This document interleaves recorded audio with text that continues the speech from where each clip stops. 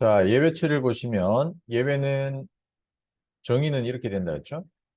프로그램 실행 시 발생할 수 있는 예외에 대비한 코드를 작성하는 겁니다. 목적은 프로그램의 비정상적인 종류를 막고 정상적인 실행 상태를 유지하는 거예요. 그리고 이 예외도 계층 구조를 가지고 있다 했죠. 자, 예외의 최고 상위에는 스로우블이 있고요. 그리고 이 스롭을 상속받아서 익셉션이 있고 에러가 있는데 에러는 우리 관심 대상이 아닙니다. 우리가 복구할 수 없기 때문에. 그래서 익셉션 쪽만 우리가 이제 관심을 가지고 이제 보시면 되고요. 그다음에 익셉션 쪽도 이제 두 가지로 나눌 수 있었다 그랬죠. 익셉션 계열을 상속받은 녀석이 있고 런타입 익셉션 계열이 있었다 그랬죠. 그래서 색깔을 다르게 이제 표시를 한 거예요. 그러면 익셉션 계열을 상속받으면 어떻게 하셔야 돼요?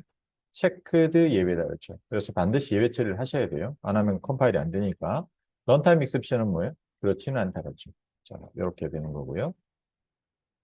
자, 그리고 예외 처리하는 방법이 있었는데 트라이 캐치 구문, 그 다음에 스로 구문, 스로스 구문, 파이널리 구문이 있다 그랬죠. 그래서 트라이 캐치 구문 형식은 어떻게 되냐면 트라이, 캐치, 캐치, 캐치. 근데 이제 여기서 이제 조심하셔야 될 건 어떻게 돼요? 모든 예외 처리 클래스의 최하위에는 뭐예요? 제일 밑에는 익셉션이 와야 된다 그랬죠. 그리고 여기 위에서 익셉션보다 큰 거, 그 다음에 요거보다 작은 거라 그래야 되겠죠. 작은 것들. 이렇게 이제 순서대로 오셔야 됩니다. 이 순서를 바꾸면 어떻게 돼요? 이거 무시돼 버린다. 언리처블이 된다. 자, 이렇게 이제 되고요. 그 다음에 이제 예외가 이제 발생하면 어떻게 흘러가냐면, 자, 지금 코드처럼 1번, 2번 찍고 3번. 여기서 이제 예외가 지금 강제로 한번 발생시켜 봤다 그랬죠. 그럼 어떻게 되냐면, 여기서 점프를 한다 그랬죠. 이 밑으로 내려가는 게 아니고 점프해서 이 예외 처리 클래스로 온 다음에 예외 처리 클래스의 중괄호 안에 있는 구문들을 다 수행한다 그랬죠. 이거 수행하고 여기다 이제 뭘 넣으면 되는 거예요? 예외 처리 구문을 넣으시면 되고요. 그 다음에 전체를 벗어나서 아래로 이제 내려가게 되는 거죠. 자, 이게 없으면 어떻게 돼요? 프로그램이 여기서 끝나버려요. 여기서 끝나버리면.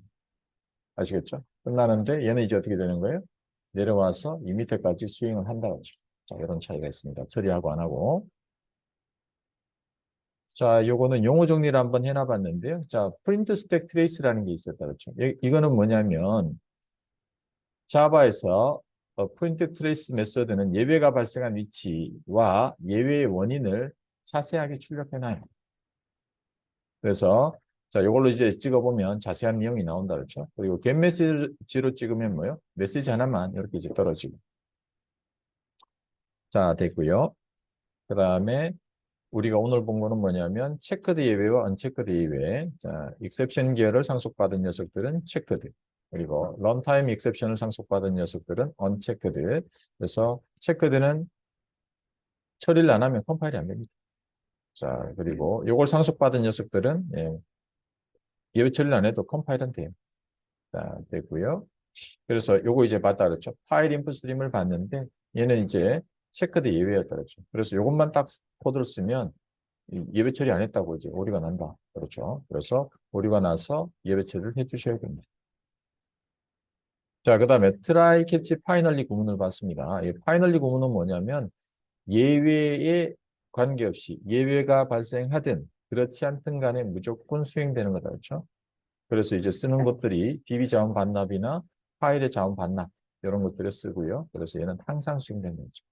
그래서 자, 예배를 우리가 이제 발생을 한번 시켜봤을 때도 이게 이제 수행되고 그렇지 않을 때도 수행된다 그랬죠. 그래서 여기서 하는 역할이 뭐냐면 자원 반납이에요. 자원 반납. 그래서 자원 반납을 하는데 널이 아닐 때만 자원 반납하도록 이렇게 처리를 해줬다 그랬죠. 그리고 정상적인 수행에서도 얘는 무조건 수행됩니다.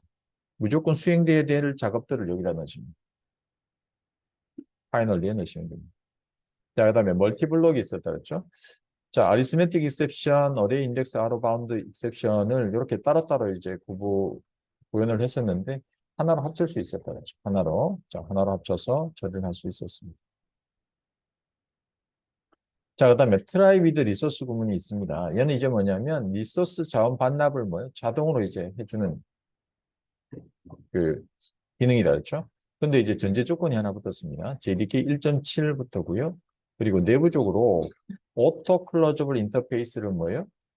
임플리먼트 받고 있어야 된다 그랬죠. 아무거나 되는 게 아니다 그랬죠. 자, 그래서 파일 인풋 스트링 같은 경우는 얘를 받고 있었습니다. 그래서 뭐가 되는 거예요? 여기 파이널리를 생략할 수 있습니다. 생략하는 대신 구문이 이제 이렇게 바뀌는 거죠. 지금 여기서 이제 소괄호를 하나 열고 여기다 이제 파일 객실 이렇게 이제 하나 만들어 주시면 돼요. 그럼 여기 있는 것들은 뭐예요? 자동으로 자원을 반납을 해줍니다. 자, 그거 하나 봤고요. 그래서 그림으로 하나 우리가 이제 확인을 해보니까 이렇게 됐더랬죠. 파이널리 구문이 자 없어지고 프라이 소괄호 열고 여기에다가 자원 반납할 녀석들을 객체를 여기다 이제 만들어 주시면 돼요.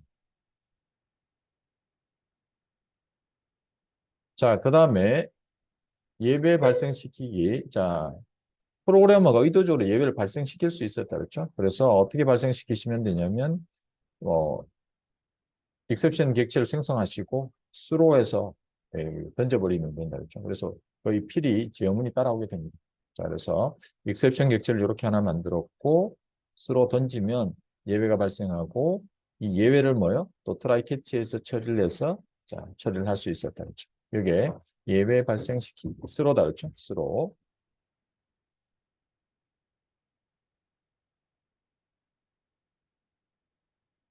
자, 되셨고요. 자, 이번엔 예외 던지기다 했죠. 예외 던지기는 어떤 면에서 본다면 뭐예요? 예외 회피다 했죠.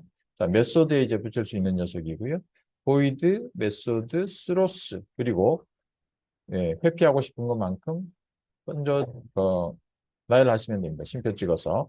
그러면 호출한 쪽에서 이제 어떻게 하셔야 돼요? 둘 중에 하나예요. 예외를 처리하거나, 나도 몰라. 예외를 회피하거나. 자, 둘 중에 하나가 됩니다. 자, 그래서 이제 메인에서 이제 예외를 회피해버렸다 그랬죠. 이거는 뭐야? 이건 예외 처리 안 해도 돼. 나도 몰라. 이렇게 처리를 하는 거다 그랬죠. 자, 이런 거고요.